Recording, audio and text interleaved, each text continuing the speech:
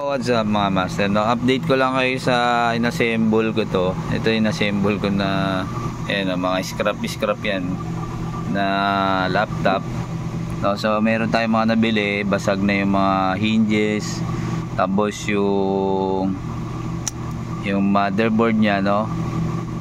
Siyempre wasak na yung mga kaha. So ito yung mga pinag-combine na lang natin. Ayan, mapapansin nyo yung wiring natin. So nag-connect tayo ng battery dito.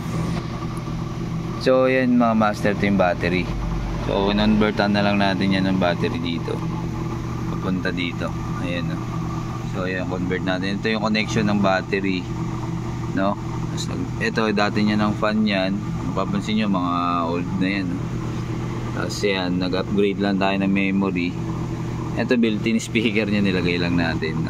So ito, bali ito HDD pa to, papalitan ko pa to ng, upgrade ko pa to ng SSD para mas mabilis. Tapos naglagay tayo dito ng ilaw para maganda yung ano niya pag sinara, no? Para may effects siya, para ayan. Tapos bali ko connect nyo lang to sa Bluetooth. Ayan, Bluetooth siya. Ayan, connect ba sa Bluetooth. Ito yung speaker natin, wireless. Ayan, wireless yan. Tapos ito wireless din, portable.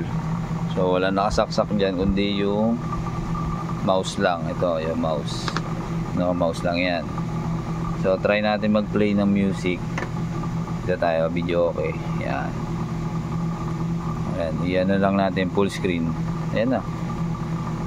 So assemble ko lang to mga master, ah. Ayan. Ayan, oh. Tapos kapit ka na lang ng mic, diba? Pwede mo nang kapitan ng microphone yan. So yung kabit nyong mic, yung ikabit nyong mga microphone nyo, yung mga kabit nyong Bluetooth speaker nyo, dapat may mic na para hindi na kayo mamumblema. Kasi universal naman tong Bluetooth.